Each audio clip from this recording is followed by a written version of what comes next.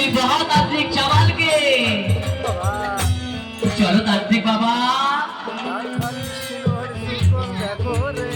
আমরা দুজন ভালো হয়ে গেছি, তোমাকে মহাপ্রভুর চরণে নিয়ে যাব, তুমিও ভালো হয়ে যাবে রাধে। তান্ত্রিক চাওয়ালকে যখন গৌরহরির চরণ স্পর্শ করে দিলেন,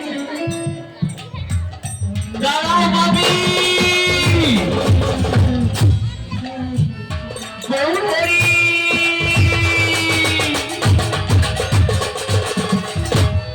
ক্ষমা করে দাও ভাই।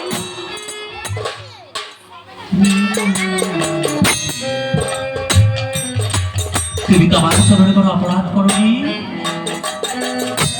তুমি অপরাধ করেছ শ্রীবাস ঠাকুরের চরণে। যাও, আবার সেই ভক্ত চূড়ামণি শ্রীবাস ঠাকুর আমার পাশে আছে,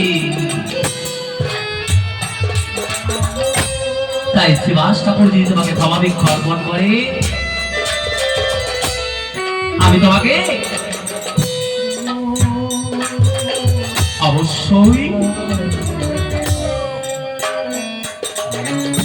ক্ষমা করে দেব।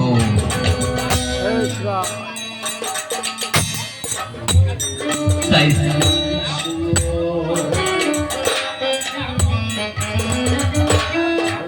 তান্ত্রিক সবাই চলেছে ভক্ত শিরোমণি,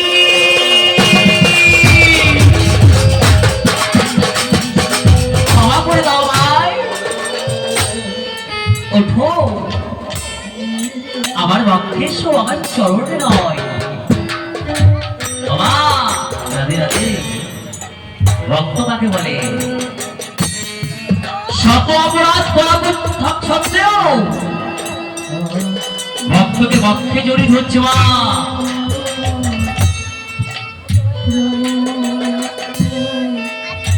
তাই ভক্তে জড়িয়ে ধরে যখন একটিবারের জন্য সমস্ত শরীর স্পর্শ করে দিলে, তান্ত্রিক চাপা ভাই ভালো হয়ে গেল।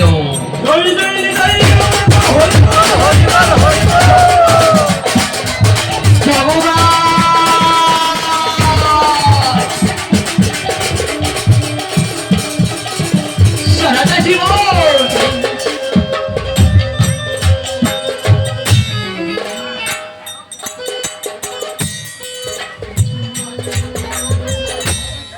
আমি